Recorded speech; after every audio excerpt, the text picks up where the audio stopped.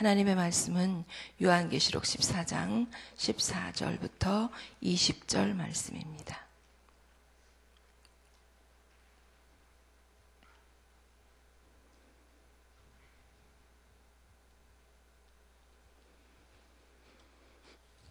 함께 한 목소리로 천천히 봉독하겠습니다.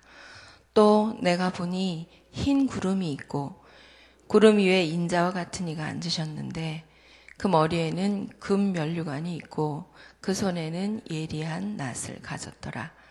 또 다른 천사가 성전으로부터 나와 구름 위에 앉은 이를 향하여 큰 음성으로 외쳐 이르되 당신의 낫을 휘둘러 거두소서.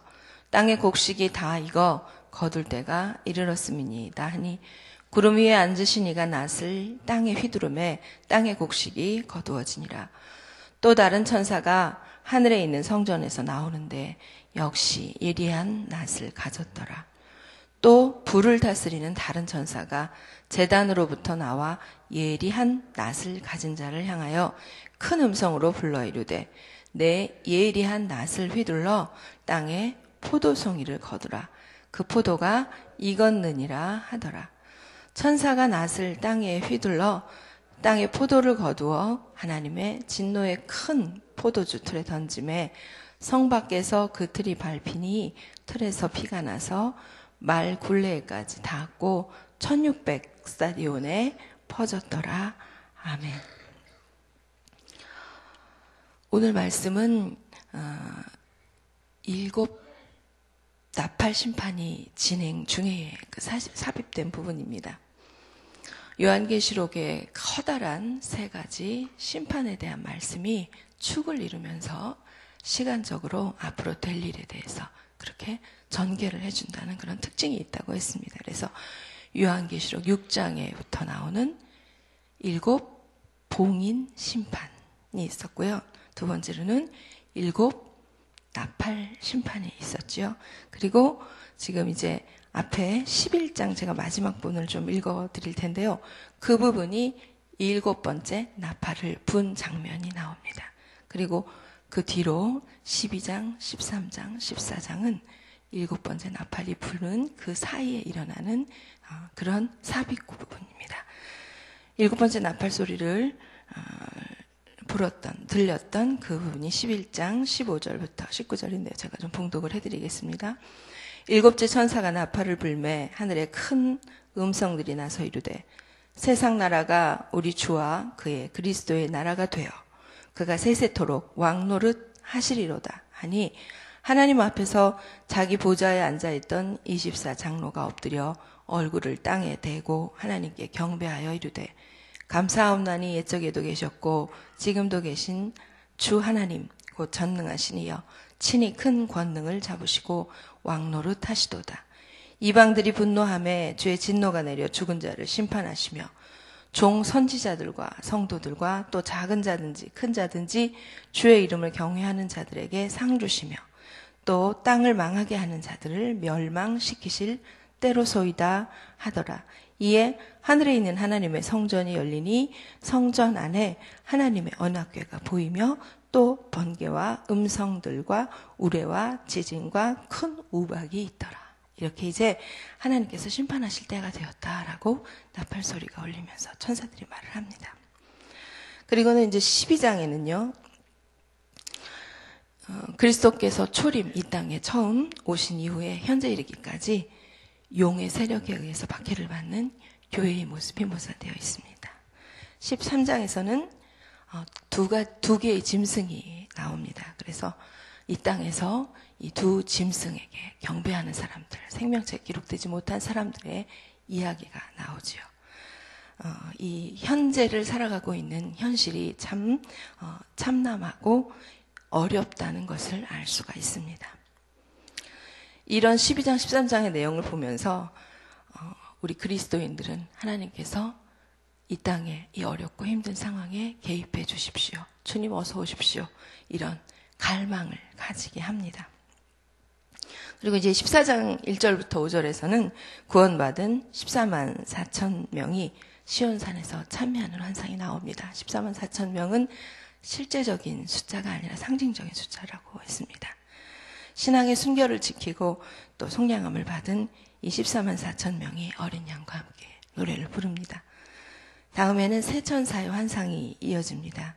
첫 번째 천사는 하나님을 경배하라고 소리를 칩니다. 두 번째 천사는 바벨론의 멸망을 예언합니다. 바벨론의 패망이 특징적으로 과거형으로 표현이 되어 있습니다. 이것은 눈앞에 다가왔다라는 것을 말하고 있습니다. 그리고 세 번째 천사는 믿음을 배반하고 짐승을 경배한 자들이 심판과 멸망을 받게 될 것이라는 것을 예언을 합니다. 그리고 오늘 우리가 봉독한 말씀이 이어집니다. 오늘 말씀에서는 인자 같은 이가 구름 위에 앉아서 낫을 들고 계시는 모습이 나타납니다. 파루시아를 예고합니다. 파루시아는 헬라어로 임재, 다시 오심을 의미합니다. 주님, 예수 그리스도께서 재림하시는 것은 그분의 파루시아로서 공중에서 우리 같은 하나님의 백성, 예수 그리스도를 믿었던 자들을 다시 불러서 만나주시는 그것을 말씀하고 있는 겁니다. 14절부터 20절 오늘 본문 말씀에는 두 가지 추수가 나옵니다. 14절부터 16절에 첫 번째는 곡식 추수에 대한 이야기입니다. 곡식 추수 비유를 통해서 그리스도 예수께서 성도들을 구원하시는 장면을 먼저 이야기합니다. 그리고 17절부터 20절에서는 포도송이 수확을 통해서 불신자들에게 임할 심판의 진노를 보여줍니다. 이 비유의 순서를 보면 선구원, 후 심판 이렇게 진행이 되고 있습니다. 성도들이 받을 복과 그리고 불신자들이 처하게 될 영원한 형벌이 강하게 대조가 되어서 나옵니다. 14절 처음 부분에 보면 머리에 금 면류관을 쓰고 손에는 예리한 낫을 가진 인자 같은 이, 사랑과 같은 이가 나오는데 그분은 하나님의 아들 우리 주님 예수 그리스도십니다. 그분은 흰 구름 위에 앉아 계십니다. 그래서 제가 그런 생각을 해봤어요. 예수님의 자동차는 흰 구름이구나 이런 생각을 해봤습니다. 흰 구름을 볼 때 그래서 주님이 저를 타고 오시는구나 이렇게 묵상을 한 적도 있습니다. 흰 구름을 탔다는 것은 위엄과 영광을 지니신 그리스도이시다라는 것을 상징합니다. 또 그분은 머리에 금 면류관을 쓰셨습니다. 성육신과 부활을 통해서 사단을 이기고 승리하셨습니다. 그리고 세상을 앞으로 영원히 통치하실 분이시기 때문에 금 면류관을 쓰신 것이죠. 그리고 손에는 예리한 낫을 가지셨습니다. 이 낫은 예수 그리스도의 최후 심판권을 가지신 것을 나타내 줍니다. 15절에는 성전에서 천사가 나옵니다. 그리고 그 천사가 구름 위에 앉으시니 예수님께 큰 소리로 이렇게 외쳐 말을 합니다. 당신의 낫을 휘둘러서 거두소서. 땅의 곡식이 다 익어 거둘 때가 이르렀음이니이다. 예수님께서 낫을 휘둘러서 익은 곡식을 거두셨습니다. 구원의 추수를 말을 합니다. 이 구원의 추수를 통해서 하나님의 자녀들을 하나도 빠짐없이 자기에게로 모아 들이십니다. 그리스도께서는 이 세상에 두 번 오십니다. 한 번은 복음을 통한 구원의 씨를 뿌리러 오셨습니다. 이제 또 한 번은 그 하나님의 백성들을 추수하러 오십니다. 즉 이 세상에 종말의 때가 있다는 겁니다. 이에 반해서 17절부터 20절에서는 포도송의 추수에 대해서 말한다고 했습니다. 이것은 예수 그리스도에 의해서가 아니라 두 천사에 의해서 진행이 됩니다. 예수님의 알곡 추수와는 대조적으로 그렇게 나타나죠. 그러나 이 두 천사들의 추수는 하나님의 명령에 따라 시행이 됩니다. 마찬가지로 이 17절에 포도 수확을 하는 두 천사도 성전에서 나옵니다. 이렇게 추수꾼들이 하나님의 명령을 받고 추수하는 것은 사도행전 1장 7절 말씀 이르시되 때와 시기는 아버지께서 자기의 권한에 두셨으니 너희가 알 바 아니요 이 말씀처럼 때와 기한이 하나님께 달려있다. 그래서 하나님의 명령에 따라 진행된다는 것을 알 수 있습니다. 성부 하나님께서는 경영하시고 성자 예수 그리스도께서는 성취하십니다. 하늘에 있는 성전에서 나온 다른 천사도 그 손에 예리한 낫을 가지고 있었습니다. 그때 불을 다스리는 다른 천사가 또 제단으로부터 나와서 이 예리한 낫을 가진 천사를 향해 낫을 휘둘러 땅에 익은 포도송이를 거두라고 큰 음성으로 외칩니다. 그러자 천사가 예리한 낫을 가지고 익은 포도송이를 거둡니다. 이것은 하나님을 거역한 자들을 하나도 빠뜨리지 않고 불러 모아서 엄중한 심판을 한다는 것을 말합니다. 그 천사는 낫을 휘둘러서 익은 포도송이들을 거두고 그리고는 하나님의 진노의 큰 포도주 틀에 던집니다.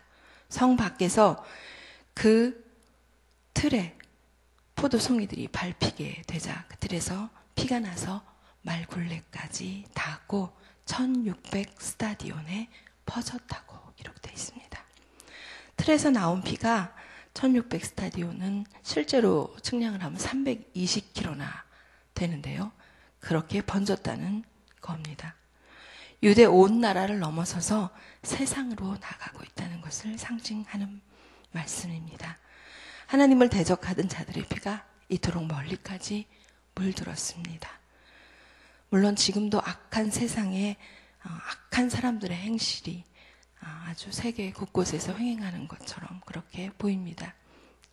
그러나 그들이 마지막 날에는 포도즙 틀에 던져져서 거기서 짜지는 것처럼 그렇게 된다고 말씀하고 있습니다. 우리 주위에 온갖 불의를 행하면서 선량한 사람들을 착취하는 사람들이 있습니다. 그러면서 그들은 하나님을 비웃을 수도 있습니다. 그러나 마지막 심판 때가 되면 이런 것들을 다 내어놓게 하신다는 말씀입니다. 마치 포도송이가 즙틀에서 으깨져서 빈 껍데기만 남는 것처럼 말입니다. 1600 스타디온은 실제적인 그런 거리 320km가 아니라 하나님께서 완벽하게 측량하신 그런 범위를 상징하는 말씀입니다. 예수님께서 2000년 전에 이 땅에 계실 때에 마태복음 13장 36절부터 42절에서 밭의 가라지 비유를 말씀해 주셨습니다. 그래서 친히 세상 끝에 이루어질 일을 설명해 주셨습니다.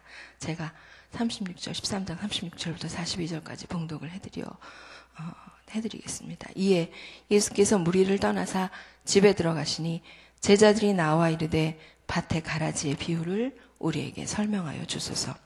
대답하여 이르시되 좋은 씨를 뿌리는 이는 인자요 밭은 세상이요 좋은 씨는 천국의 아들들이요 가라지는 악한 자의 아들들이요 가라지를 뿌린 원수는 마귀요 추수 때는 세상 끝이요 추수꾼은 천사들이니 그런즉 가라지를 거두어 불에 사르는 것 같이 세상 끝에도 그러하리라.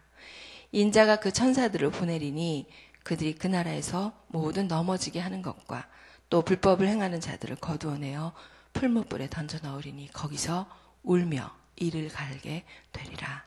아멘. 오늘 우리가 묵상한 말씀은 연말 마지막 날 또 이렇게 앞으로 이루어질 하나님의 마지막 구원과 심판 이렇게 연결되면서 저희들에게 또 의미를 주는 것 같습니다. 하나님께서는 구원하실 하나님 당신의 백성들은 반드시 구원하시고 또 심판하실 자들은 어김없이 심판하십니다. 때가 되면 궁극적인 심판이 임하게 됩니다. 하나님의 자녀와 사단에 속한 자들은 앞으로 이루어질 심판 때에 영원히 분리될 것입니다. 그리고 또 우리가 오늘 말씀에서 알 수 있는 것은 구원받을 자들을 추수하는 인물과 또 심판의 대상을 추수하는 인물이 다르다는 사실입니다. 하나님께서 구원하실 성도들은 머리에 금면을관을 쓰신 인자 같으니 곧 우리의 주님 예수 그리스도께서 예리한 낫을 들어 추수하십니다. 그러나 멸망당할 자들에 대해서는 예수님이 아니라 한 천사가 낫을 들어 추수를 했지요. 그들은 큰 포도주 틀에 던져지면서 심판을 받게 되었습니다. 여기서 우리는 십자가에 달려 돌아가시고 부활하신 그 예수 그리스도께서 가장 그분의 궁극적인 사역, 최종적인 사역이 구원받은 하나님의 백성들을 모으시는 것이라는 것을 알 수 있습니다. 우리는 오늘 말씀을 통해 세상 끝날에 구원받은 우리를 데리러 오실 주님, 예수 그리스도를 생각하며 감사와 감격할 수 있어야 합니다. 또 구원받지 못한 사람들이 진노의 포도주 틀에 던져지게 되고 짓밟히고 그 틀에 눌리는 것처럼 심판당하게 될 것임을 생각해야 합니다. 이런 악인들이 받을 심판은 온 세상에 걸쳐서 완전하게 진행됩니다. 그리고 그들이 받을 고통과 형벌은 영원한 것입니다. 이 말씀을 보면서 악인들이 당할 고통을 생생하게 그려 볼 수 있습니다. 근데 여기서 끝나면 안 됩니다. 우리는 그 사람들, 구원받지 못하게 되는 그 사람들을 향한 우리 주님의 마음을 알아야 합니다. 오늘 말씀에 두 가지 추수에 대한 이야기가 나왔습니다. 15절, 16절의 추수는 알곡을 모으는 추수였고 그리스도께서 그 택한 자들을 모으시는 장면이었습니다. 반면에 17절부터 20절에 나왔던 포도수확의 비유는 복과 구원의 추수가 아니라 저주와 형벌의 추수입니다. 포도가 익었다는 표현은 악한 자들이 그 불신과 죄악이 절정에 달했다는 것을 의미합니다. 성도들의 부르짖음이 하나님께 상달되어서 이제 신원의 때인 최후의 심판이 임하였다는 것을 이야기해 줍니다. 저는 작년부터 이제 이교구 교구 전도대와 함께 화요일마다 전도를 나갔는데요. 그때 작년에 만나게 해주신 노방에서 그 교구 전도대 전도할 때 만나게 해주신 한 할머님이 계셨습니다.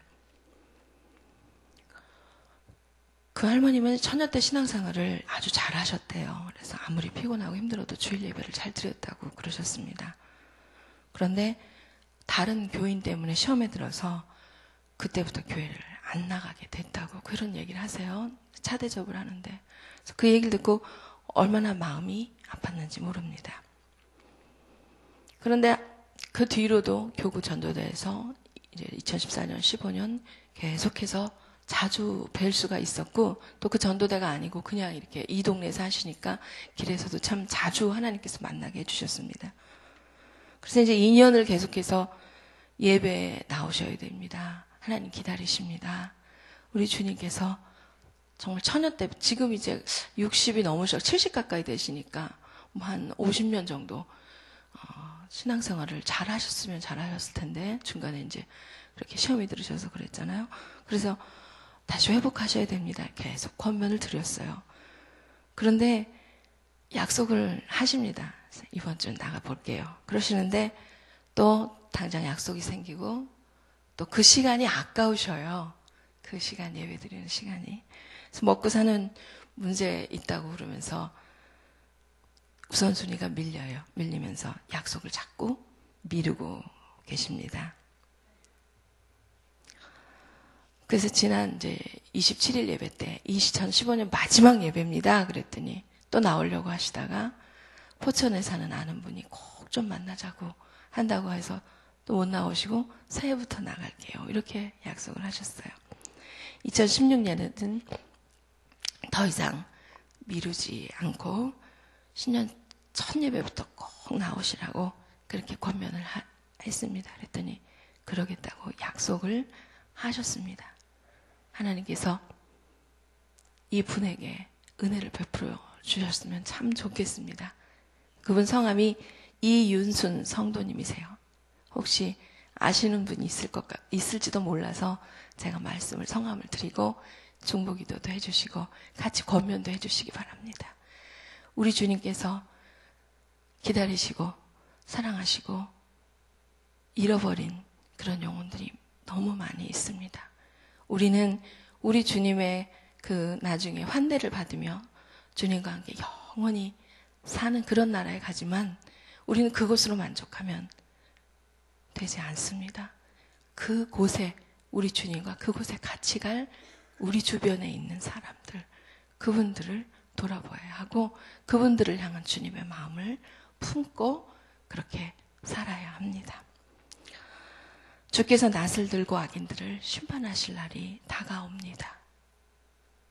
이유는 어땠든지 간에 우리 하나님의 자녀로서 이 땅에서 예수님을 나의 구주로 모시고 살지 않은 모든 사람들에게는 심판이 임합니다.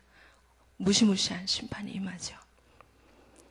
우리들은 하나님의 은혜로 구원받은 자들입니다. 그것에 대해서는 다시 한번 감사했으면 좋겠습니다. 그리고 우리 주님께서 찾고 계시는 그 영혼들을 향해서는 정말 간절한 마음으로 진심으로 기도했으면 좋겠습니다.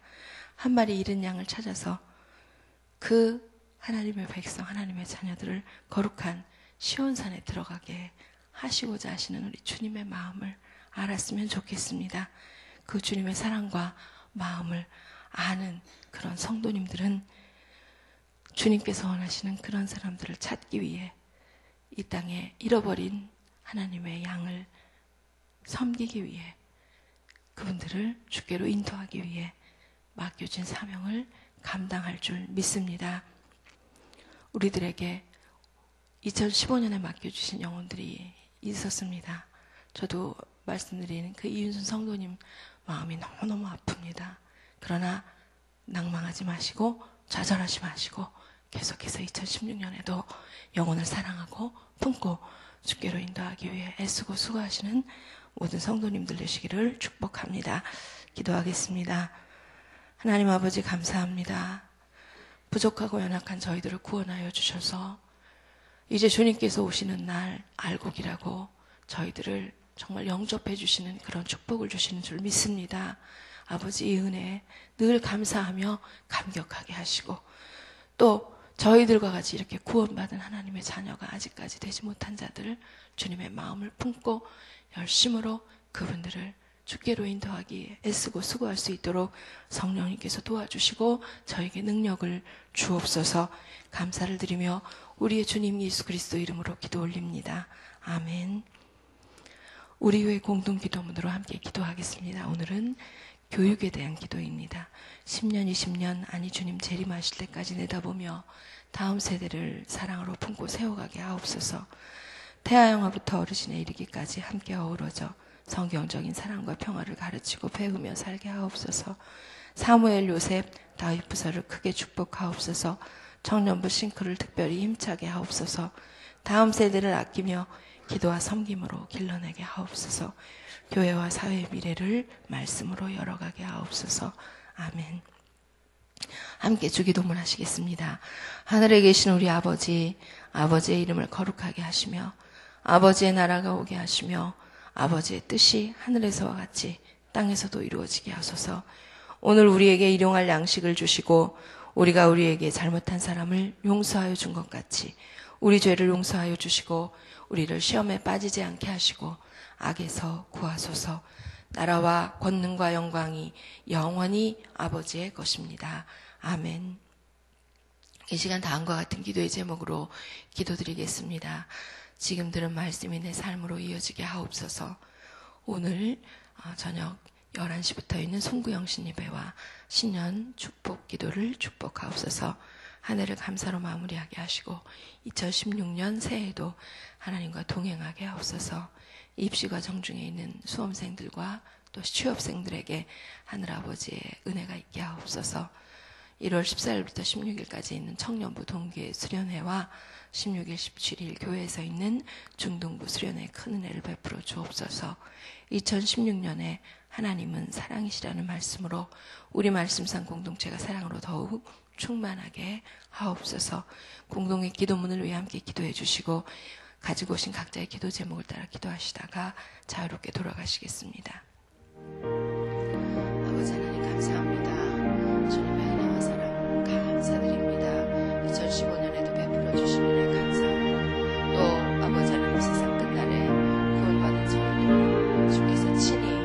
부르시기 바랍니다.